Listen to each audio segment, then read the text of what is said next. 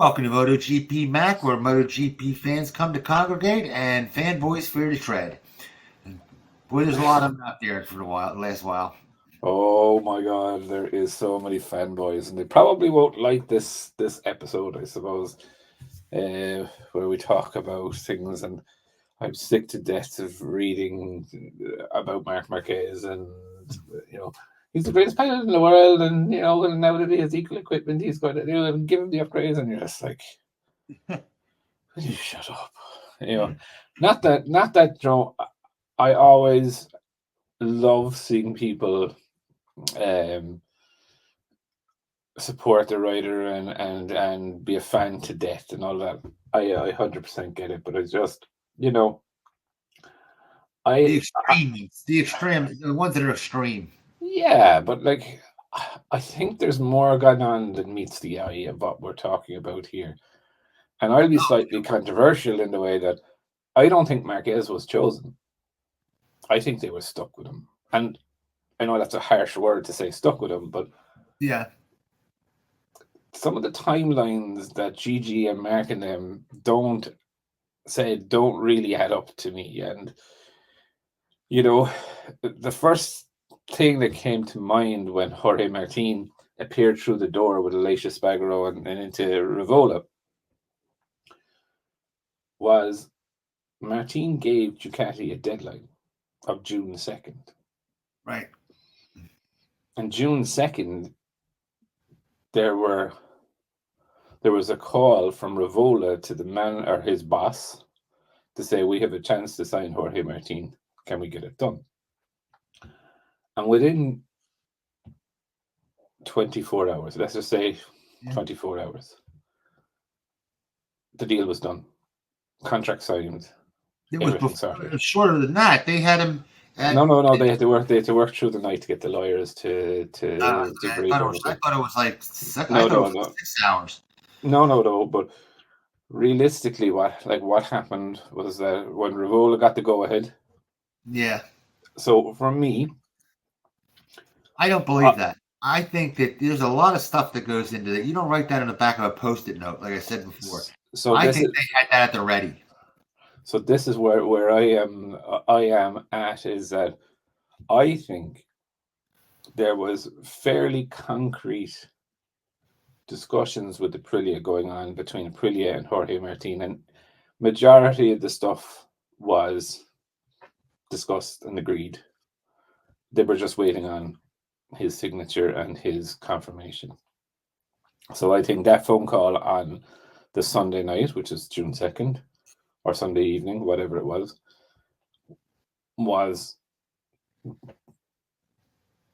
realistically Martin saying, fuck ye, if you're not going to decide, I'm going to take the decision out of your hands, which is probably the best thing to do if you're in a rider in that situation. Say, right, fuck you, do you know what I mean? I gave you your opportunity. Now, there's a whole lot going on here, right? Ducati were very firm in saying all week there won't be any announcement, nothing is going to be decided at Mugello. After Mugello, we're going to sit down and think about things of what's going on. I think Ducati, myself, were very confident, or are still confident, were confident that Pramac would stay within the fold, and that if they offered Mark a works bike in Pramac, he would take it with full factory support. Now, of course, I think there's a problem in Pramac, and the problem with Pramac started with Aldegar. When they signed Aldegar early, Fabio Aldegar, it's a Ducati contract, so it's kind of like shoving him in there. So maybe it wasn't agreed fully with Pramac that they would put him in there. And it kind of fell for us. Yamaha then are obviously giving them a financial package to go with them. Obviously there is sponsorship and whatever, but I think Ducati had the whole deal worked out itself. And not to interject here, with the way Marquez was so flighty with the Honda deal, I cannot believe that somebody did not say, "Hey, by the way, will you go on a Pramac bike?" Nobody thought to ask him that whole time. Come on. You see, yeah. So look, how would I say this? Go through all this. It's like I think up to Saturday, I think Ducati were really confident to retain Pramac Yeah. up Okay. to Yeah. last Saturday, right? Of the Saturday of the Mugello Grand Prix. I think where they started maybe even Friday or Thursday that they were really confident of it. And I think this is why Mark turned around and said, I'm not going there now. Mark That was Mark used the Valentino Rossi line. Actually, he actually stole a Valentino Rossi line, where Mark turned around and said, "There is no point in me moving from one satellite team to another satellite team." So what I mean? Yeah, but I I think might they have, asked ahead of time. He said yeah, and then he dropped the bombshell on him and changed his mind. no. I don't think he did. I don't think he did. I think I still think to the fact that Ducati had it worked out in their head. I don't think he said yes, but I think it's just funny the way the line that he used about I'm not going to move from one satellite team to another satellite team was the exact line that Rossi said about Bezzecchi moving from VR46 to Pramac. So I just thought it was like, the little bit of bad blood and the thing. I just thought it was funny that they kind of use the same terminology about careers and stuff. But I think genuinely what happened was I think Ducati had the plan. They were putting out the feelers. I don't think anyone ever said to anyone, because as you mentioned, or as it was mentioned, on the Wednesday, or going into the Thursday and Friday, both Mark and Martin said that they had initial talks with Ducati. And I think what that was Ducati was laying out a plan. And then I think a problem arose with Pramac when they looped Pramac into this. And Pramac are like, we're not decided that whether we're going to go with you. And I think that's when the panic came in. Not Marquez saying, I'm not going to go to Pramac.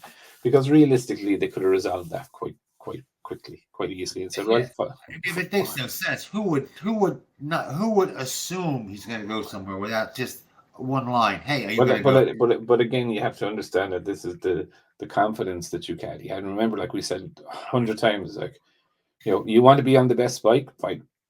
It's going to be on our terms, not your terms. Do you know what I mean? But they know it's Mark Marquez, and he was so flighty last time. And it's yeah, but it nothing to lose by asking him. By the way, so I think they asked him already, and it came as a shock. Like, what do you mean? Like, you said yes before. What the hell? And he was saying that it doesn't make a difference. I just want a bike. He never said he had wanted to have a team before. So no. You're incorrect there, Jake. Oh, originally. Yeah, but he clearly said that he changed his mind, and he is changing his mind. But I think more so to do with it, Ducati told him the plan. I think it was actually Pramac were like, well, actually, we mightn't stay with you, and then that put the cat amongst the pigeons, then, right? Because realistically, Ducati are going to lose their second team, if you want to put it like that. Timeline, didn't they say they were going to have 2 Ducatis before this happened? Who? The manager of Pramac. Didn't he say we're going to be running? Oh yeah. Pramac are completely always coming out and saying, yeah, we're going to stick with the Ducatis. We're going to stick with the Ducatis. We're going to stick with the Ducatis. 100%. Yeah, 100% done deal. Just think. But no official announcement, which is the weird thing, right? Like if you signed a factory Ducati freaking 2-year contract to have their equipment, you would be putting it out. Why? To get more and more and more sponsorship in. It is a satellite team. It does run on private funding. They're still up in the air to this moment. Exactly. So, as far as I know, yeah. So, like as of today, Sunday, it is not a done deal that they're going either direction, right? But I think Paolo Campanelli, he's just pissed off, I think, at the whole situation. I think he's very pissed off with what has transpired now with Jorge Martin. But I think what happened on Friday and Saturday and Sunday is Ducati were asking for more time to figure out the situation of whom to go where and where to go what. That's the rumor. that they, right? they asked him at the last moment, can get the Jorge, can you wait another 2 weeks? And what Jorge then said was, suck Yeah. on that.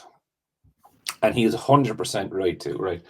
Like, in a writer's terms, if you give a deadline, and I always say this to any employee in that I have or whatever that goes for an interview, and if they turn around to me and they say to me, if I don't get this job, I'm going to quit, right? Or this promotion or whatever, and they don't get it, I'll expect them to quit. Yeah. Because I don't know, it's like a thing in Ireland, like you're a person of your word. If you're going to fucking say it, Yeah. follow through with it, right? And if he didn't follow through with fucking off to another manufacturer, right? Ducati then own him. They'll own him for the rest of his fucking life. They'll never take his threat seriously. They'll never fucking do Yeah. Oh, whatnot. yeah. Yeah, exactly. Now, so for me, that kind of tells me that They wanted know, both. They wanted him in the it makes most sense. They wanted him in the factory team for Martin and put him into a Pramac because all the they say that the secondary sponsors lined up better that way. Like he's gonna these sponsors aren't going to line up when he goes in for Marquez into the and this is the strange thing about it, right? So what we just talked about, Joe Martin, the phone call came to Sunday night. Contract was signed 5 o'clock or 5:30 Friday or Monday evening. Announcement was done at 6 p.m. Right now, Gigi has said that they informed Martin Sunday evening, which lines up with Martin and Rivola's statement. Okay, that there was a thing and a call Sunday evening, and that they informed Mark on Sunday, but it's the contract wasn't signed until Wednesday or Thursday morning. I think it was Wednesday morning, the morning of the announcement. Now, the first inkling that we got it with Mark was his Instagram picture, and he was wearing a T-shirt that didn't have Ducati on it, but just said Factory Pilot, which he kind of stole their thunder. But so everyone knew that it was coming. So, but I still, again, that's. I don't know. Is it? I think is it a. I don't think it's a full contract signed. If you know what I mean, I think it's the contract of intent. Do you know what I mean? Mm-hmm. Because there's so much with Mark Marquez that he would have to dump. Yeah, I was going to ask that. How did they Marquez? My God, that's a spaghetti of problems and contracts. Getting all them. Well, it's a funny. It's the drink ones alone. You know the sport drink alone, but the sports drink, the oil. What's the other one? Chain. He's a load. Samsung. He's a load of them that he's going to have to get rid of. Now, some of them can stay his personal sponsors outside of the track, but anyone that would have a conflict of interest, so like Samsung and Lenovo, he would have to get rid of Samsung. Red Bull and Monster, he would have to get rid of Red Bull. So there's a lot of stuff, and I don't know. For me as a person, one of the things that I don't like is a lack of loyalty. Do you know what I mean? And Red Bull have fucking paid him all his career. Yes, all his career. Day one. And like I can understand in a bike that if a bike is not performing and you're like, okay, I've tried, I've given it my best and whatever, right? Yes. But for someone that has backed you, yeah, backed you and funded you and given you money when you didn't have the money to race or whatnot. Right. Bit of and a slap that Red Bull money is just as good as anybody else. It looks not like it's faulty. Yeah, but look, it's just something. Now, this is just very personal. It doesn't matter whether that was Mark Marquez or whether it was Pecco. Right. Now, if someone turned around and got to the end of their contract and decided not to renew, that's 100% different. Do you know what I mean? But it's kind of, how would I say, dropping someone because the grass is greener. I don't know. Look, we'll wait and see. But look, what about Repsol? curiosity. Now Repsol dumped Honda altogether, Yeah. and now, but he had a personal contract with Repsol. Is Repsol going to drop him, or is that a personal one, or is that or is that? I think Ducati do have an oil brand on Is it? I remember the Federal brand on the Gresini, but I don't remember seeing it on the. Or is it A-Drip? I don't know. I can't remember. Or is it Shell? Is it Shell? I think it's Shell and Ducati. Is it? Yeah. Okay. I'm not 100% sure, but look, I would think. I think there's going to be a couple of conflicts of interest in his thing. I know Shell does have it's Shell on the Ducati. So Repsol wouldn't be able to how would I say be seen, but like there's a lot of sponsorship things there that are going to have to be unwound. Let's just call it like that. Which is going to be difficult, and for me, definitely is going to take more than 3 days or 4 days. So I believe that the contract signed is, how to say, it is a formal agreement, of that they're going to be there. So like, it is legally binding that they're going to be there, but there's still, I think, a lot to work out. Yeah, I think that they had to sign Marquez. Even Martin said, I would understand if it's for marketing. Back of his head, he kind of knew it was coming. Yeah, and look, and I think that, and I think that's why he was so far advanced in his negotiations with the Aprilia.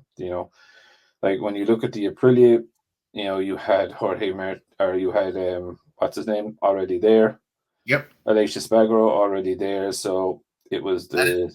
By the way, Mac. Oh Jesus, you're fucking changing side there now like a lollipop. No, I don't change side. I always like to pray. Yeah. Me, I'm like the wind. I'm horror. I don't have. Would you say the closest thing I ever came to being a fanboy is when it was when Marquez got signed by Ducati? That's it. Yeah. No, look, I think I definitely think there was something in the air. I think Martin knew. I think Martin was also cute enough to have everything ready, which he did. No release on his pay or whatnot, but I would think he got a nice pay packet out of Aprilia. There's a lot of knowns and a lot of unknowns. I think Martin will be. I heard 4 to 5 million from Aprilia themselves. Yeah, I don't know. I think it would be a little bit higher if I'm honest. But one of the things that I can definitely say is that now he is going to be fucking hell-bent. Hell-bent in bringing that number one to Aprilia with him. There is no better middle finger besides the middle finger that he gave him on the 2nd of June. The best revenge is living well. Well, yeah, but best revenge is taking the one. Do you know what I mean? And, yeah. It is, yeah, but he can live well, but he has that number. That is not going to piss Ducati off, is that if he takes that with him, and he'll run it the next year if he gets it, just to remind them for the full season. But look, how will he get on the Aprilia? That's a bigger question. I think he'll do well. The Aprilia is down on power, and it's like more or less it's down on grunt from what I say. I don't see the top end that bad, but. And power's the easiest thing to get. It's a hell of a lot easier to get than better handling. You know that. That's when you add the power, your handling goes out, though. And that's so it's not as easy as just fucking crank on another 20. Oh, I know. I know. So they should be used to that because that always comes. You know what I mean? With one, it's like bread. It's like peanut butter and jelly. When you add power, you always have to adjust the handling. It just comes with it. Of course, but look, we're halfway through. Well, we're nearly halfway through the first season. There's only one and a half. Handling is in Aprilia's DNA. They've always had real good handling. Yeah, but look, they've made some fucking howlers too. If you look at the cube and all of that shit, so he's called out for the cube. I know. So let's not. And the cube was an inline 3. That kind of threw him off too, because it was like, okay, this is wide. What are we gonna do with this thing? Yeah, but it was built by a Formula One team. Oh, and it was light switch, and a light switch. That was a rare animal. Let's put it that way. That was outside of the norm. Oh, it was, but look again. It's not as simple as just throwing 20 ponies onto it. No. Also, if we're very real about it, there's a season and a half to go before a big rig change. I don't know where they're going to get that 20 horsepower or whatever they're missing. Do you know what I mean? So Martin will have to look. I think he's going to have to work on his style. Remember, we got 24, 25, and 26. Don't rush it. Yeah, but look, realistically, they're not going to in 25 and 26. They're not going to develop the engine. So let's be fair. So they're going to develop it up to the end of 2025. They're not going to develop it into 26. Let's be straight and honest. So I am right with my season and a half of development. I should just like to be factual, Jake. Yeah. But I think I think he will struggle at the start. I have a feeling, to try and get the feel off of that and pretty change the lines. He is starting to take wider lines in the Ducati, but he doesn't take, I think, the lines that the Aprilia will need. And I think when they do that, first off, when they called up and said we can get Martin, they called up the CEO. The CEO jumped on that, right? Get him. Of course, get him. That's gonna and all the engineers are gonna jump for joy. They're gonna do those extra, overtime with happily, and they'll make strides ahead. I bet you money. 100%. Yeah. Look, I think a changing of the guard in Aprilia won't necessarily be a bad thing. I think, and this is what it was kind of saying a while ago, right? That why I think Martin jumped rather than was pushed was that on the Sunday evening or Saturday when they wouldn't tell him what was going on or whatnot, he understood then that I need to go to somewhere where I'm wanted. Mm-hmm. Yeah, I was very happy to see that. I wish they kept Spargo for another year, 1 year. No, I think his time is done. No. Get me wrong. As a test rider, he doesn't want to. Huh? He doesn't. Well, he doesn't want it. They won't pay him enough. So. Yeah, they're saying it's not money. Yeah, and look at this. And they're not giving him shit over it. They're just saying, go for it. It's your retirement fund. Now, what will be interesting is what will happen in the title race going forward, because we've always said that Ducati have always been very fair with the title race, right? Now, will Martin still get the same level of equipment and upgrades? No, I don't think so. No. Nope. There's fair, and then there's stupidity. Look, they can. Yeah, but look, it will be interesting because realistically, when you looked at the Bastianini Jorge Martin battle last time, they gave them both the upgrades, but they were both at risk of losing both of them. Do you know what I mean? Yeah. So if they're fighting for the championship, maybe they might. But now the fact that they know that they're not going to go. The other thing, I suppose, is he wins. They're losing the number one anyway to an Italian manufacturer. To another Italian, yeah. That's like losing your wife to your brother. Right. I can't win to lose. Yeah. Now, I read a load of things out there on comments and this, that, and the other about Ducati not wanting Marquez and whatever. And Ducati never blocked Marquez. Ducati did try to sign Marquez for Pramac when he went to Gresini, and they wanted him on a 2-year deal.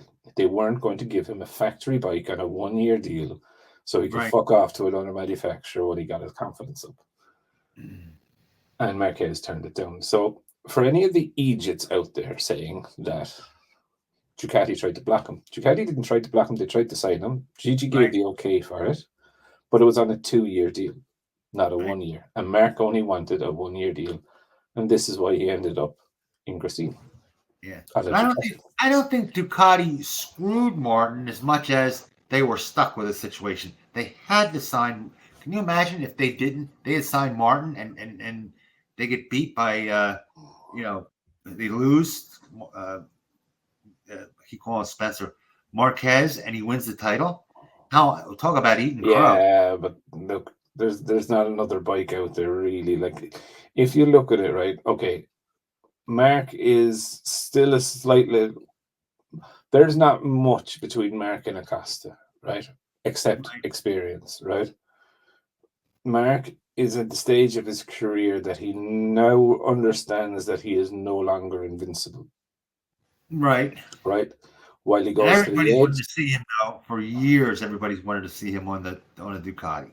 You yeah. know. But what my point is that Mark knows where the edge is, and have to be honest, this season he hasn't been throwing it down the road like he did last season on the holiday, Nope. right? Although he does have a good number of crashes.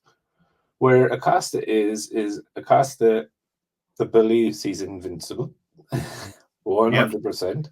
We all were at one time. He doesn't know where the limit is, which is fine. Do you know what I mean? And he's going to explore that, and that's where I think he is probably bringing the KTM maybe to 2/10 of where it is, but it's still a long way behind, or still a good bit behind the Ducati, race pace wise. So when you look at it, it is the best bike. Would Mark have won it on the KTM? I don't think so. I think he would have been very close, but I just think KTM is just that bit behind it. Yeah, that's what I said. It's they have the power, but it's harder to make. It's harder to get a bike especially at that horsepower, to handle. But but Mark possesses the kind of same switch that Acosta has. Like all the KTM riders, or gas, whatever you want to call them, are experiencing vibrations, right? Right. Acosta is able to disengage the brain to the vibrations and just fucking ride through it. Mark has that. Mark has that exact same switch. It's like, I know it's vibrating, I can feel it, but I need to go faster through the corner. Right. Whereas Brad, Jack, Augusto, they're backing off. So, they're riding into the grip that they have. Let's just call it, not what they want. Right. So look, for me, when I look at it, Ducati was the best place for Mark. Mark was, I was gonna say, do you think? But even though he does turn that switch off, he got to be tired of going. Listen, of turning that. He got to be tired of turning that switch off. You know what I'm saying? He likes that bike that turns for him. He's never had it. He does. And this is a gem to him. This is he does backflips. Oh yeah, but listen, it's it's dating an ugly woman, and next to it, all of a sudden you meet a stunner. Do you know what I mean? It's it's night and day difference in motivation, right? And he's, in my view, where he is, right? He got off a Honda, which wouldn't turn, which wouldn't drive out of the corners, which wouldn't give him the grip and edge of the tire, and he's gone onto a bike that gives him all of the above. Do you know what I mean? And of course, now he's thinking, like I said this last year, if he gets on that Ducati, he's riding for pittance at the moment. Money is not important to him, this, that, and the other. Let's go forward 6 months or 7 months from when I said that. Now he's demanding factory equipment, factory team. Do you know what I mean? That's how beaten down, and that's where he was on the bike, where he was no longer sure whether he had lost his skill or the bike was fucking rubbish. Now he's on the Ducati and he's like, okay, I understand the bike. And the other thing, and this is one of the things that pisses me off quite a bit, No one talks about. There's a big key factor to Marquez's success in Ducati this year, and no one talks about it. There's a lot of keys. Which one are you talking about? There is someone that is key to helping Mark understand that Ducati this year, and no one talks about it. Gigi? Nope. His race engineer, Frankie. No, it's an engineer, yeah. Frankie is the key to Marquez's success. He's been able to help Mark adapt to that bike like no one ever before. And remember, it's always the engineer, though. Really, it's always your but it's not just. You're right. Nobody said it. Nobody said it. It's not a lucky engineer either, right? No. He knows that because he's the one that has to set it up. So he has to know when he has to take that feedback and make it work. So he's a huge part of that. He is the major part of it. Like, he is not a one-shot wonder of, he got lucky. If you remember, Fabio Di Giannantonio, shocking. All of a sudden, bang. Started winning races towards the end of last season. Yeah. He found that setting in the thing that matched what Di Giannantonio needed. And Jack, before that, look at Jack. Jack was and he's done it. Nothing. He was 12th, 13th every race. Yeah. And now with Marquez, he's found that setting with Marquez. I can fucking guarantee you, Mark on that Ducati, same as Martin, same as Pecco. Barely even changed. Because they found the sweet spot. Yeah. They have it to where he wants to ride it, and this, that, and the other. And that's it. And like, at the end of the day, for Mark, we've seen what Mark can do on the Honda. We can see what Mark does on the brakes, especially, right?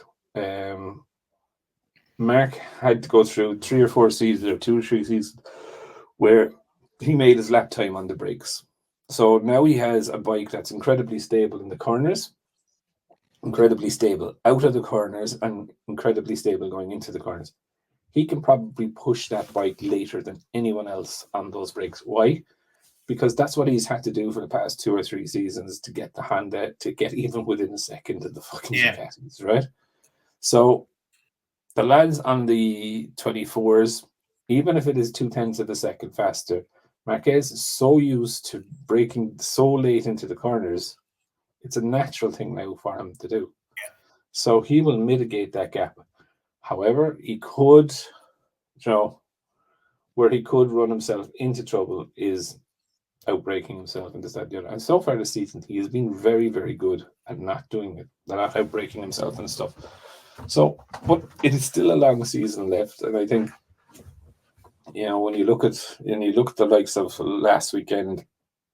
And by the way, another thing that nobody's saying is, you look at Martin and they say, well, they picked Anaya. The reason they picked Anaya because Martin was crashing. Remember, he couldn't finish a race without crashing, right? Whatchamacallit never had that. Yeah. Marquez crashed a lot, but he always crashed to find the edge, right? But he didn't crash that much in a race. It wasn't a huge crasher in the race. He could finish a race.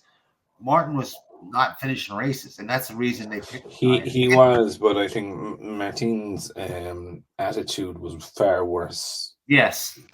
And yeah, but if you're hiring somebody for millions of dollars, you always have it in the back of your head. Is he going to go back to that? You know what I mean? They have a bad run again. And exactly. Yeah. So, now, speaking of that, like, a lot of people when the announcement was gone, was like, goodbye the Ducati team harmony and all of this, and I think they're right. Look, I think American Pecco on the same team, there's going to be issues, right? There's going to be serious issues, right? And the old Yamaha divider now. They're painted red. They are, and it's it's going to be really interesting. Like for me, I think it's very fitting in what Gigi said, is that Pecco has nothing left to prove. He's No. already our champion. Do you know what I mean? Mark is going to try and come in and take Golden Boy status. I don't know, is that going to work? So, do you know what I mean? One thing about racers is somebody who risks their life or will take chances like that invariably have a temper. You ever notice that? Even us motorcyclists who do, you think of motorcycle rides. A guy that rides takes risks, and they're usually more outgoing, and they will belt you one if the push comes to shove. They're more likely to, crack in the jaw if you backtalk them. You've seen, as mellow as Pecco seems, you've seen him blast off, and that hits. Yeah. Will he put up with somebody he put up with Mark on, oh, he don't get this or he don't get this or I get the first thing. Yeah. I can't see Ducati turning around and giving Mark a number one contract, though they don't exist anymore. Do you know what I mean? So I think Mark is in. I think he'll be in there. I think he'll be treated equally. I think he'll be treated fairly. But he used to be a number one. He's used to being a number one, yeah. But it's going to be interesting when there's someone there that can match him. Do you know what I mean? Like, yeah. What do the Marc Marquez fanboys say next year if Pecco wipes the floor with him? Yeah. Or Martin wipes the floor with him. Or Martin wipes the floor with both of them. Yeah. What do people say if Mark wipes the floor with Pecco? Yeah. Oh, you know what they're going to say if he does that? He's going to be automatically, they're going to forget about the 2 titles, right? Yeah. And, he's an also ran. He deserves more recognition than he has. He really does. He is a very fast rider. He has his flaws. He'll lose concentration, but but he's still young. Like, he's still young enough. Like, do you know what I mean? Like, when you look at how old he is, like, he's still a racer at the end of the day, and like, he is probably getting more and more mature, but he still makes some kind of immature, rash decisions, or sometimes, when he talks, he sounds like he's 30. Yeah, and he often reminds me of a very famous road racer called Bruce Anstine. Or Eddie Lawson. No, Bruce Anstine he'd go out to race the Isle of Man TT, right? And he could get out of the bed one way or the other way. Yeah. But it just depended what side of the bed he got out of. And if he went out and he got out of the side of the bed that he's going to fucking absolutely destroy everyone, he'll go out and destroy everyone. And if he's not really feeling it, but you would never fucking know it by looking at him what Bruce is going to turn up today. Do you know what I mean? It just happens. And I get the same feeling with Pecco sometimes, is that like he's not 100% sure or satisfied, or he's not feeling it, and he'll just go out and he'll do okay.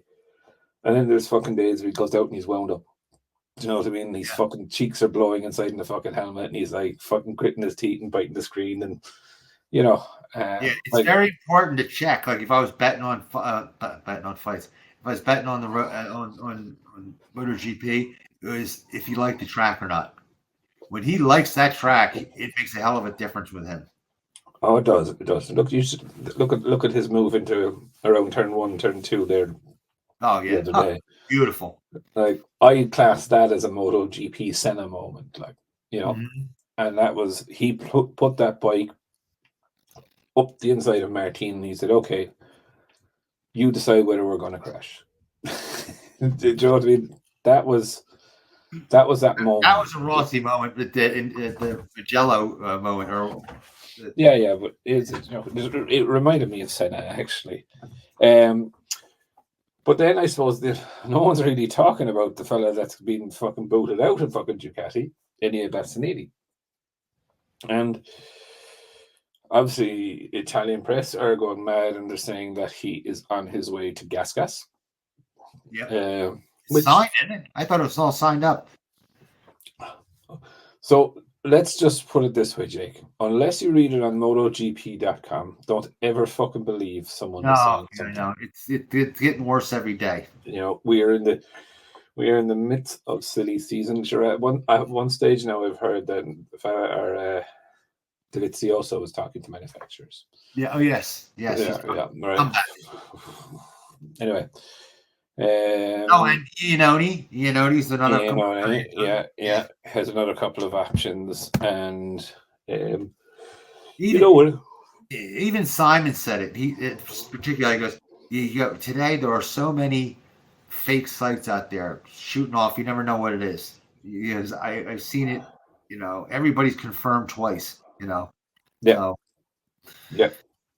And it's really hard, and like that's kind of, I'll be honest, this is kind of why I haven't really done anything on even Marquez and this one, because there's no doubt in a couple of weeks we will know the story of what happened. Like, it was perfect timing actually for Martin to announce this, right? Where he announced it and he fucked off. He's fucked off now for 3 weeks holidays. Do you know what I mean? Yeah. And no one has to face the press. He doesn't have to have any questions. Yeah. So I didn't think about that. Yeah. So it is perfect timing, and when you look at things like that, it's really important, that you can kind of keep your own headspace. Because could you imagine if you announced that Sunday night, the test on Monday, would have been fucking crazy. But I suppose the other big one is Jack Miller. I've heard Jack is going to Honda, even though guy has 9 lives. Swear to God. Francesco Guidati paid off for him. Yeah, Francesco Guidati has said that he has been offered a contract in Gas, and he's evaluating it. I think what it is it's a 1-year deal in Gas, which is something I don't think Jack wants at this stage of his career. Do you know what I read mean? that. It was 1 year. So I think it was going to be. I think it was going to be like Honda are offering him money if he could get a 2-year deal out of it. I thought Honda was making him a test rider. No, Alicia Spargaro was supposed to be a test rider. Right, I thought there were big 2 of them. No, Alicia Spargaro and Bradle. My understanding is that they should hang up his leathers for him. He doesn't go fast enough to make it viable. I don't know though. So he was beating Marini the last day, so figure that's Marini's problem. But he really, Yeah, but to be fair to him, he wasn't too far off Zarco and Nakagami and Mir. Like, he wasn't. To be fair, he wasn't that far off. Really. But so saying that, look, I 100% agree. It's time for Bradley to check out. Espargaro, Miller. I've heard Marini is trying to get out of the contract. Marini says he's not, but is Mir getting out of the contract? Well, Mir's contract is up anyway, and I would be betting. I would be betting that Mir is a fairly good fit to go to Trackhouse Racing. Yeah, I heard that. So if that does happen, there's a seat in Honda. You don't think Marini's going to make it out of Honda? Well, where does he go? I don't know. Like, you have going to the hospital. He's broken up. You have Bezzecchi and you have Di Gianantonio. They would have to ditch Di Gianantonio, right, to bring Marini back, or do they put Morbidelli in VR46? So there's like VR46 are in a fucking conundrum, big time, because they have Morbidelli definitely most likely out of a seat this year. Do they boot Di Gianantonio to keep Morbidelli in there, or do they? So where's Morbidelli going to go? Like this is the thing. Like if I have a feeling. I thought Morbidelli's like a foregone conclusion. He's out. Mhm. I thought Morbidelli is a foregone conclusion. This is he's done after this. No one said that. No, everyone says that Morbidelli is a crap rider and get rid of him. I think Morbidelli is still a good rider. Is he on the edge? No. Is he an ordinary rider that would do good for development of a bike? Yeah. I can see him staying with Pramac and going to Yamaha. Morbidelli. Yeah. Yeah. Back to Yamaha, which he'd be fucking suicidal with at the start, I would think. Yeah. He knows their process and he's familiar with them. So yeah. With Yamaha, I don't know why. Ducati had said it themselves that the 8 bikes was too much. They were going to get rid of them. They were going to cut down. Now they're saying, oh, they want them. Pramac, they want the 8 bikes. And I think the only reason they're holding the 8 bikes is to hold Yamaha back. Because if you really only get good feedback or data from other factory bikes of the same year, does it really pay to have all them extra bikes? That's a lot of work, especially since you're developing a new bike for 2027. You got a hell of a workload. Well, let's be fair, right? Like the and I think this is why the lads on the GP23 spec are not getting anything major, right? Like the bike is not old tech. Like I still believe those frames and chassis, frames, engines, everything does that. That's not 23 engines. Do you know what I mean? These are engines built in 2024. Do you know what I mean? They're brand new frames and whatnot. So I think majority of that work is done. Like, but I would be amazed to see the development going on in that. Like, I think the only thing that the GP23 got this year was the exhaust valve to help them. Help them just with, I think, a corner exit, I think. So look, at the end of the day, it's not it is how would I say, it's like they call it a clientele team, like in Formula One, where you can go and buy an old Formula One car. So you could buy Schumacher or Alonso's Formula One car, and you could say to them, "Oh, I want to go testing here," and they bring the car there, and there's a specific department where they are factory engineers and stuff like that.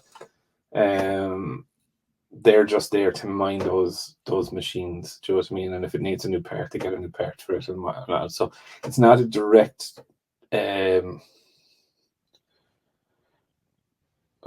pull on resources.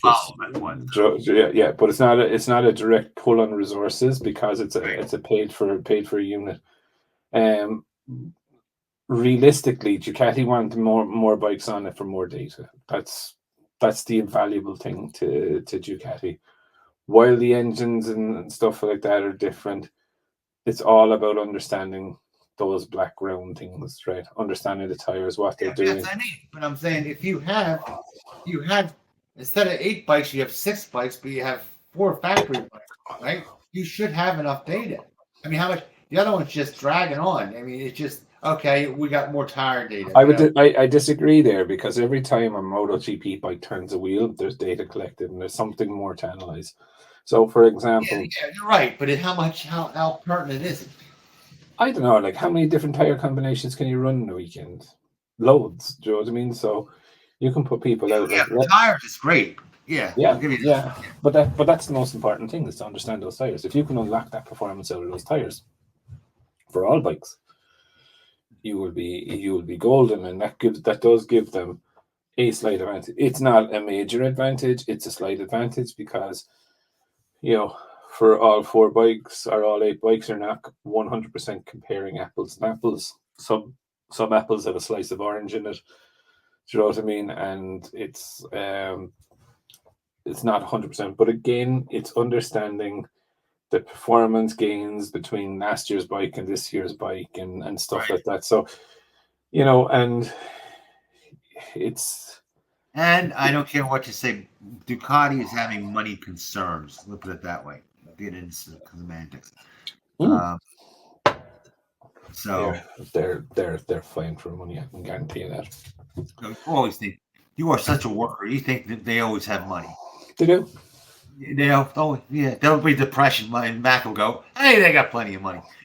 They sold 4 bikes last year. Hey, they got plenty of money. Yeah. And I do like a factory like them. Yeah, and the backing that they have. 60,000 bikes. Not Yeah. not a ton. That's what they're doing.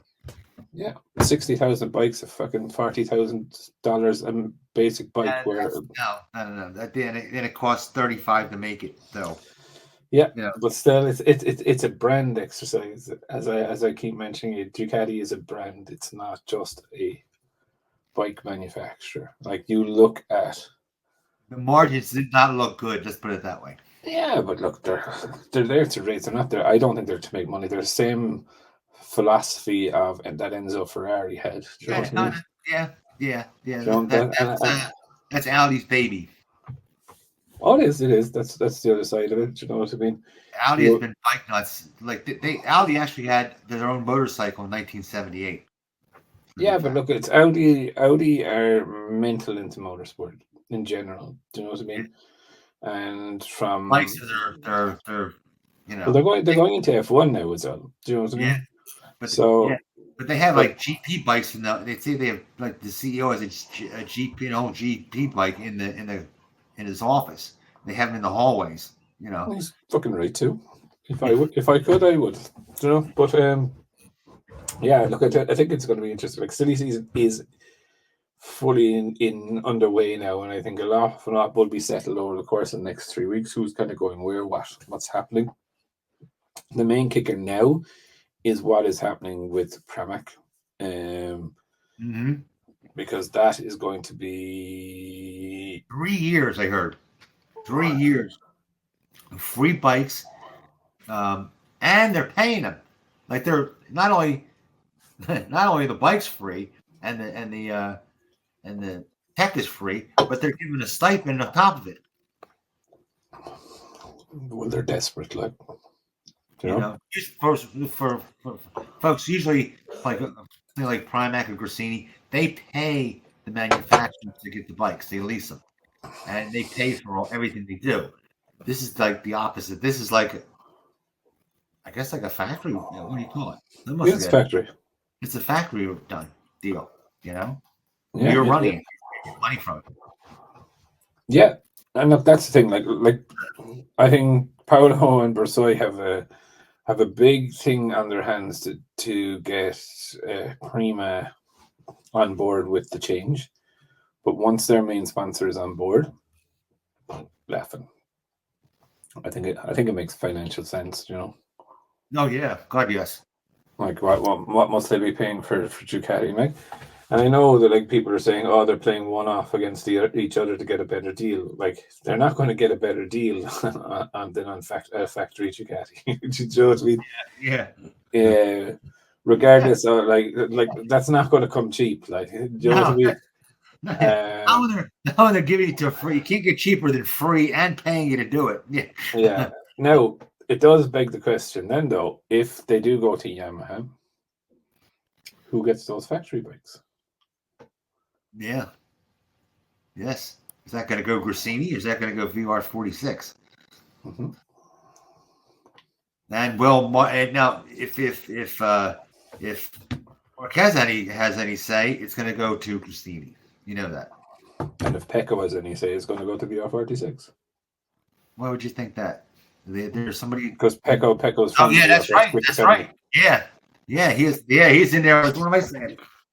Yeah, he was in there. He's a protege of Rossi. Yeah. So there's going to be some people incredibly upset about what has transpired. So if people are not getting what they want or need or thing, or are they going to do? They split it and give one bike each, which I don't think makes a lot of sense, if I'm honest. Maybe. I mean, if you have one, if you have a better, if you have if the best riders are split between the two teams, Okay, who's better, Mark Marquez or Alex Marquez or DJ Antonio? I'd say Alex Marquez. I don't like I don't think much of DG. I think that was a one hit one. No, I think he's doing far better than you think. He's outdoing Bezzecchi big time this season. You didn't think you'd say that, did you? No. What the hell happened to him? He can feel the front of the bike. He just cannot feel it. Yeah, what they say. Like why? Yeah, that's what I'm saying. Like, what happened? Like, he's saying he's getting understeer, which I think they're all getting understeer. No, that is actually a topic. Marc Marquez is used to a front end of the bike because people are like, "Oh, Marc is the only one that can get the." That's how Marc rides a fucking bike, lads. He rides it off. Really, guys? You think that's bad? Here you go. Try this bike. Have a fucking go at the Honda. Yeah. But no, just for people to understand, Marc rides on the front. Like he doesn't. He's not a rear bias. Yeah. So he rides on the front, so he doesn't mind the rear being fucking lively or the front fucking vibrating. Do you know what I mean? So it is interesting to see. And also, just so you're aware, Di Antonio is ahead of Alex Marquez and Bezzecchi in the championship. So behind Marc Marquez, he's the top performer in GP23. I always said he had the right size. I always wonder why he didn't do better right from the get-go. He always said that right size is the right, the short guy that was muscular with wide shoulders. You know what I mean? Yeah, big back for his size. Yeah, like he's on what 74 points. Alex Marquez is on 51 and Bez is on 45.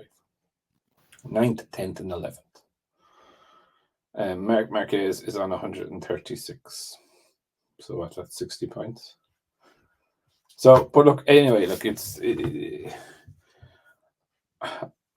there would be a lot of discussions. Like, I can see if Pramac go to Yamaha, I can see Di Antonio going there. If so, it'd be Di Antonio. Yay or nay? Huh? Is he a good setup guy? Do you hear anything yay or nay on that? He's still fucking new. Like, that's the thing. He's still very new. Well, you know how it is. Some people are naturally just good setup guys because they've been around. By the time you get to MotoGP, you're. I think what he like. Look, been around these bikes a long time. Yeah, but like, he wouldn't be any more experienced than Bezzecchi in terms of career-wise. You know what I mean? He'd be right. So when I look at it, like I think he's still finding his limits, if you know what I mean. But like he hasn't had a good sprint season for sure. Rest are okay. But no, look, I think it could be Morbidelli and Di Antonio in Pramac Yamaha if that does happen. And I think that would leave the door open for Marini to go back to VR46 or VR46 to bring someone up. But I don't see anyone really coming up. And I know we gave Jake. Pramac is going to be DG and who else? If it goes Yamaha, it could be DG and Morbidelli. Morbidelli. Yeah. I think they'll bounce him. They've been talking about it all year. Yeah, but remember, if it's going to be factory ride and factory paid for, I think Yamaha will have a lot of the decision into it. Now that it could turn around that I think for VR46, what happens with Marini and Honda is going to be the linchpin of that. If Marini wants out and Digi goes to thing, then Marini will go there. And Morbidelli could be left without a ride or go to Yamaha. It will be interesting. It'll be interesting to see what. Honda. Huh? Maybe Morbidelli would go to Honda. No, Marini get out of Marini would get out of Honda and go to VR46, and Morbidelli would stay with Pramac and go to Yamaha. But he's already broken up, so he's predestined. Who? Morbidelli? Yeah. Well, no, he's already broke. Join Honda and end your career. Yeah. It was well, look, that is a Honda is a poison chalice. If you can get out without fucking serious damage to yourself, you're lucky. But I'd say that apparently Honda have also offered somewhere in the region of 18 million or so, or 20 million for Maverick for 2-year deal in Honda. Really? Yeah. I heard they were looking for him, but I didn't know wow. It's a lot of money for him. It is. What's he getting now? $1 million, I think? Or $1 million or $3 million, I think it is. One of the two. He said he's financially secure for the rest of his life. So he's fine. He doesn't need, you know what I mean? But 20 million is definitely something to look at. So your bank balance would definitely look better with 40 million in 2 years' time. Do you know what I mean? Your body mightn't look as good. Do you know what I mean? And that's 20 million in total. That's with the extra. With the they're giving him the contracts for the drink. The drinks and the oil and the side sponsors. Mm-hmm. Yeah. No. Like he's just like next year's Honda. I can't wait. Honda's not pulling all 10 million a year out of their pocket, are they? That they probably are. Wow. Probably are. So they have to. They have to. They have no fucking choice at this stage. Like. We did think Marini would be good on the Honda, but is it like 2.5 seconds a lap slower on average in race pace or whatever? It's just not going to fucking cut it, like. Or not? No, what is it? 1.5 seconds or 2 seconds right now? When I look at it, it kind of makes so someone in Honda is like going to go, okay, I know we said average riders, but like not fucking tail end Charlies either. Do you know what I mean? The rider's going to say, "Don't look at me." It's the fucking bike. Yeah. I'll ride it as fast as it'll go around the corner, and it's not going around the corner that fast. But no, look, I think it's silly season. I'm trying to refrain from as much of silly season as I can, unless I hear fairly good stuff that talks are happening or whatnot. Makes sense. I'm not doing it because like I've come across a few of your famous sites. Like you got caught for a howler this week. No, you fucking got caught.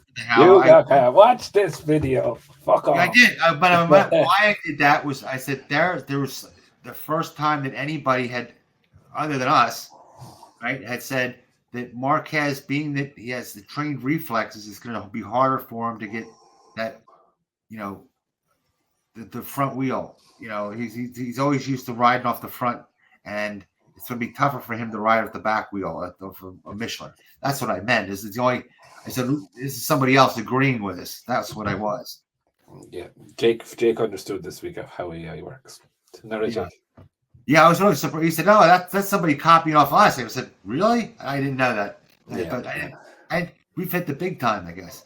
Somebody's listening. It's just fucking some AI bot has scraped some fucking voice notes or articles in the press and whatnot, and jumbled them all together and spat out this horse load of shite.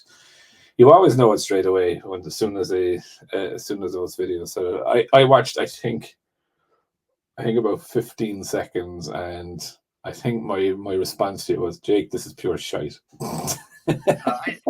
All I heard of while I was half awake, what I heard of that was like, well, talking about the rear wheel, his reflex. Oh no, yeah, but it was where Gigi was talking about riders and saying, I didn't even catch that part at all. And you're like, firstly, if you actually know MotoGP, Gigi doesn't talk about riders at all. Very rare would he would never say Mark is far better on the brakes and goes into the corner 15 Yeah, never. kilometers an hour faster. No, Never would that happen. Never. I didn't even catch that at all because I was like half awake. I didn't remember hearing it. But It caught my ears when he talked about trained reflexes. I'm like, oh, somebody else heard us. So but those sites they're getting more and more again.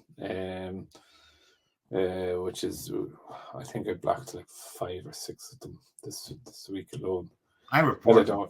But I report them and then block them because I don't want to see them on my feed. To be honest, I don't need to see their bullshit. I have enough to worry about my own. Isle of the Man TT. What a 2 weeks! Absolutely epic. Thank God no one died in this year's event, which is amazing. The riders were absolutely epic. Question about that, and it came to me this morning. They had a video there, and I don't remember the guy's name, but he's famous, fairly famous. I've heard him in the TT before, but they said he was riding a Kawasaki H2. Now, I didn't think, because it's supercharged, I didn't think it would be allowed. Now, they used to allow it. They used to say if it was made on a bike originally, you were allowed to use it. A lot of sanctioning bodies. No, I don't think on a H2. I don't know. I genuinely don't know. I'm sure someone will tell us. No, they had him out there running on it, so I showed him riding, and it just happened. So it was. Yeah, I didn't see the bike to be very honest. But look, I can go. That's the last bike you go put on it. Well, if you ever saw the frame, put Google H2 right, and then put frame, and you'll see that bike. It has such a flimsy frame, unbelievable. You have 2 tubes in the back, and you just go down like this, like one each, and nothing's connected. Yeah. No, it was an epic week. Dunlop obviously breaking the record, 29 wins now for Michael Dunlop, surpassing Joey's. Really nice speech from Dunlop after, you know what I mean? Massive respect paid to his uncle, obviously, and stuff like that. Davy Todd, an absolute legend. Absolute legend, do you know what I mean? Peter Hickman came off Ginger Hall. It was a fast crash, to be fair. Ginger Hall corner is definitely not one you want to crash at. Was seen then about 15 minutes later in the pub having a beer and taking photographs with people. Yes, thanking God.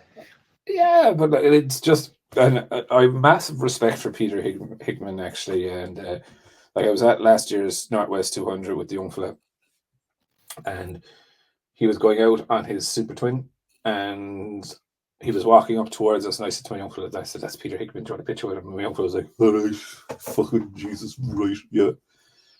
And I didn't have my phone or fucking whatnot ready or whatever, and my young fella stood in next to Peter, but Peter just started to talk to him, just like a normal fella. How's things? Where are you from? What are you doing? While I was getting my phone ready. But you know what I mean? So he was nice. He was just so approachable. He wasn't a prick. Do you know what I mean? He was just about to go out in a race. Now, I know it was a Super Twins race. It wasn't a very fast race. Do you know what I mean? But he was just so calm, relaxed, talking away to him. It's only like 30, 40 seconds before I had the phone. Took the picture, shook his hand. Just what an impression. And I always remember, I said to the young fella after, when we were going away, I was like, oh, you need to get a souvenir from the Northwest. You know what I mean? And he went over and he bought a Peter Hickman hoodie. And it just kind of clicked to me. You know, Peter probably didn't even realize it, but just that couple of seconds, he created a fan without even realizing it. You know what I mean? It was just, and no, sure, all he fucking wants is Peter Hickman stuff. Anyway, and Wolverhampton Wanderers. Susie Perry hit me up. Definitely need to. Yeah, Susie Perry is the TNT commentator. She's actually a Wolverhampton Wanderers fan and is part of the Wolverhampton Wanderers Foundation, etc. Anyway, also, hopefully CB is on the mend, and we might hopefully do a podcast. Yes, CB was doing his impression of a factory Honda rider. He was chasing a Ducati and couldn't make the bend and crashed. that is incorrect, Jake. That is 100% incorrect. Yes, it is. He was chasing down a Honda Ducati and he couldn't make the bend. The bike he was chasing the Ducati and the road came up and hit him. Ah, is that it? Yeah. Gotta watch that spot of the road. He didn't make a mistake. No one made him. Come on, Jake. It's always someone else's fault. The road came up and hit him. By the way, I found it. Look at this. Sport Rider. This Sport Rider is for people in the United States. This went out of business years ago. This one's from 2012. If anybody has these, take a look. I'll give you $50 for it, right? Something like that, or whatever. If you look in the back, the last page, right? They'll have an article that was written by Casey Stoner, right? Where he was there at a Honda outing where their track is, and he was chasing him down. He goes, he's talking to Wayne Garner. He goes, I'm chasing this guy down. I can't catch him. Who the hell is he? And here was Freddie Spencer. So you mentioned Casey Stoner there, and nearly fell asleep. Sorry. Yeah, I'm not his fan either by a long shot. But it just shows you that Casey was fine. He just guys are fast. You know what I mean? A lot of people say, oh, Kevin Schwantz couldn't ride today, or Kenny Roberts couldn't ride today. Yes, they could. It's a very interesting argument, to be fair. I would personally, if I ever won fucking, just say the Even Mad lotteries over there, like 500 million, don't you? If I ever won the 500 million lottery, I would come up with the classic Grand Prix, right? And we would run it on Grand Prix weekends, just like exhibition things. And I'd go away and I would buy or get 15 Suter 500s and get the old boys to swing the leg over and just go out and have a fucking ride. Yeah. Every weekend and whatnot. Right? While it would be a little tour around the circuit until probably turn 2, and then the boys would be like, fuck you. Keep driving to the pub. the blue smoke is up the nose and they're fucking gone. Do I think they would be well labeled for obviously in their physical conditions now? No. In their prime days, yeah, yes. They would be well. And look, that's like, it's a generational thing, right? I personally love where the rider has more control, right? So if you spin up the rear wheel, it's your right wrist that can fucking stop it from spinning. Yeah, you know what I mean? People realize without the electronics, boy, they had a hell of a time with them 2-strokes. The 500. But they did. But that was part of riding a 2-stroke, right? Oh yeah. If you don't like it, if you don't like it, fuck off and buy a 4-stroke. That was what the 4-stroke was. It was kinder. It was fucking this. It was that. It was the other. The 2-stroke engine was a raw engine that was trying to fucking kill you at every single corner. Right? That was. Here's the second trivia. Michael Doohan. You don't count how many world championships because Michael Doohan didn't win until everybody else was either retired or broken up. Look, Doohan was still a great rider, right? And he had some epic fucking battles. To be fair with him, right? Like, just because you don't maybe count Alex Crivier or Alex Barras or those riders, just because you don't count them doesn't mean Doohan wasn't any good. Do you know what I mean? They were fucking brilliant. I'm not saying it's bad, but a lot of people say, well, he has 5 titles, so they put him ahead of everybody else. I'm like, no, Schwantz was beating him, Rainey was beating him, and Lawson was beating him. And be honest with you, right? If you look, every time that Roberts or Spencer went against Schwantz and Rainey, But I think the point you're missing with doing, Jake, is the injuries and what he came back to and what he achieved then from that. And that's part of, Amazing what he did after the injuries to ride it but all for that God's sake. but that's You know? what's part of that lure of his 5 titles, right? Anyone that turns around and is just impressed by the 5 titles, okay, you've won 5 Moto or World Championships. What is it? 500cc World Championships, right? Of course, that's immediate respect. What moves doing into a different bracket is he won titles after those injuries, Yeah. and the comeback from that, like Doohan's comeback, makes Marquez's one look like it was just a little broken bone. Did you know Oh, what I mean? yeah. This guy's fucking legs were stowed together for fucking weeks. Did you know what I mean? Oh So my God, yes. They were so together. His one leg was sewed to his other leg for God knows how long. Was it 6 exactly. weeks? 8 weeks? Ungodly long. I can't remember, but that's the story of Doohan. Then do you know what I mean?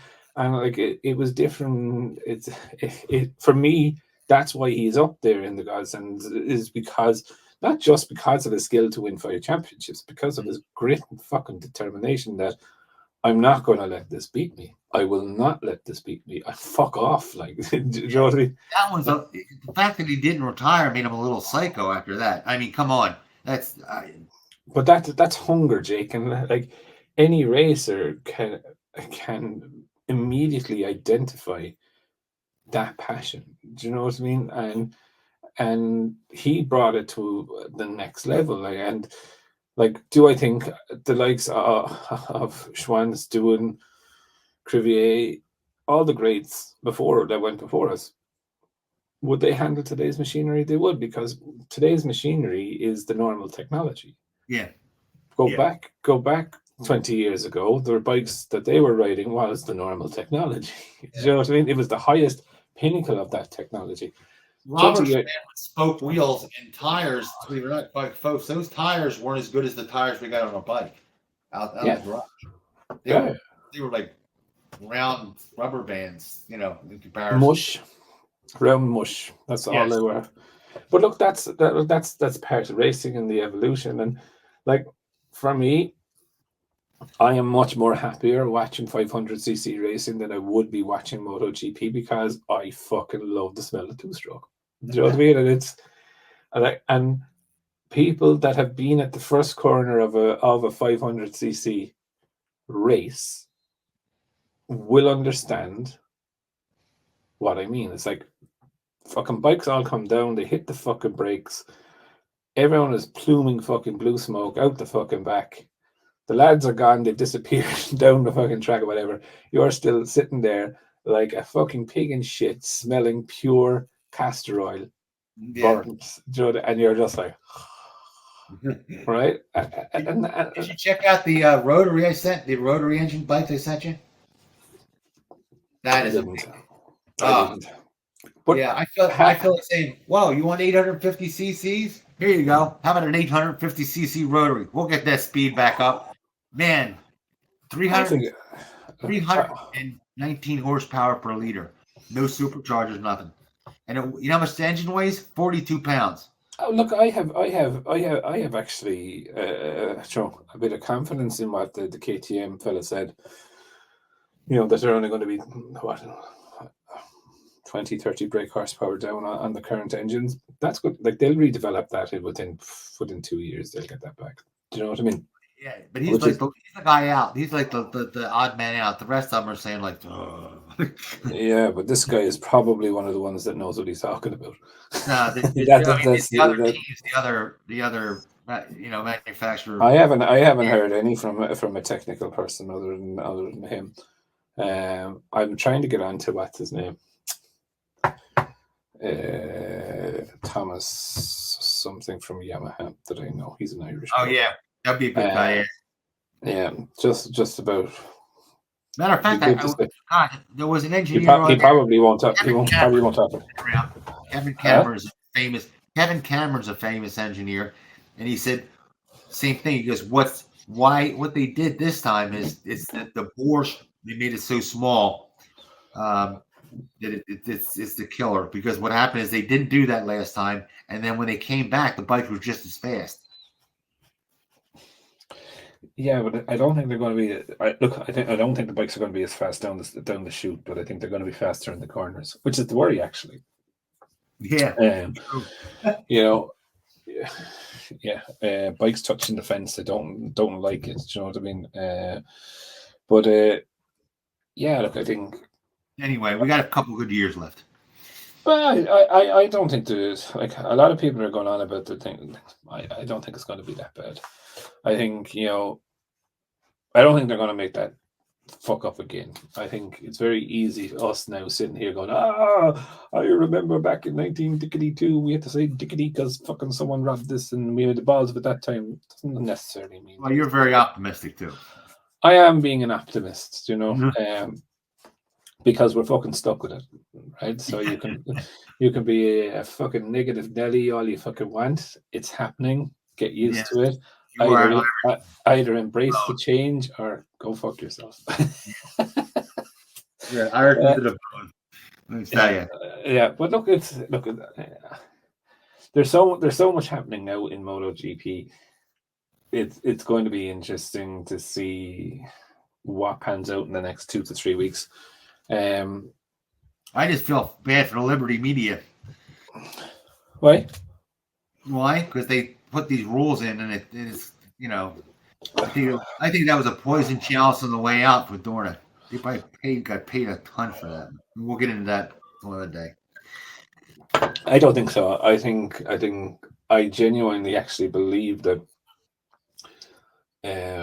Liberty Media will kind of be starting to push the regulations over to the FIM, and they will just take care of the the promotional side of the sport.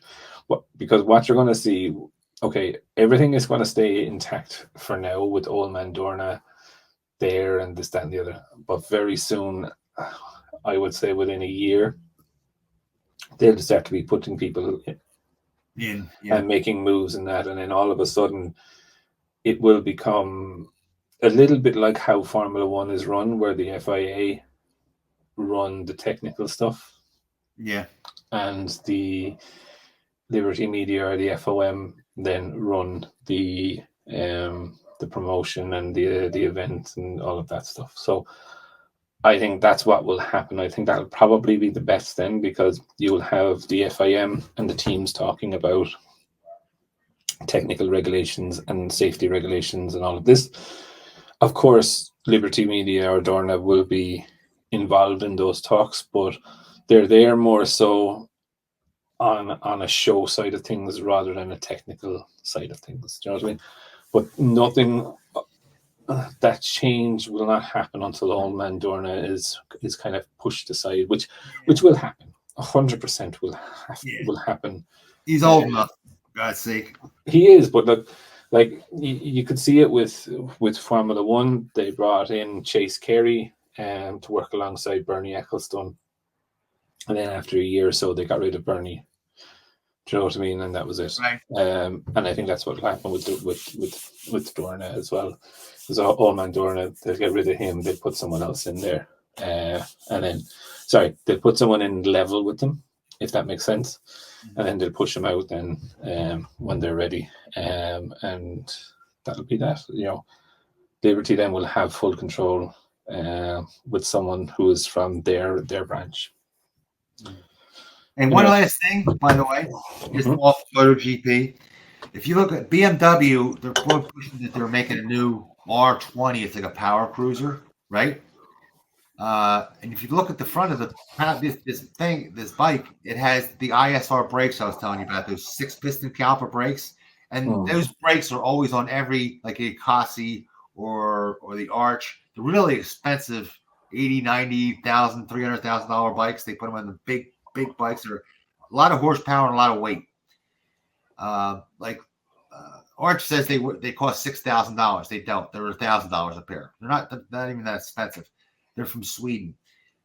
Anybody that has a bike that is over 500 pounds, like a hyper bike, that's the pair of bikes the calipers you use. That thing will make a K1200 stop like a sport bike, like a regular sport bike. bar none, they are the best for a big bike. They are bar none the best set of calipers you can buy. Just to let you know. Okay. I like to get pointers on stuff because I did all this, did all these builds and use different parts. Only fuck all else to do, so you just like, oh, look, they're pretty and shiny. I haven't been retired that long. So anyway, radio on that bombshell, we will wrap it up there for this week, and we will see you again next week. Take it easy, folks.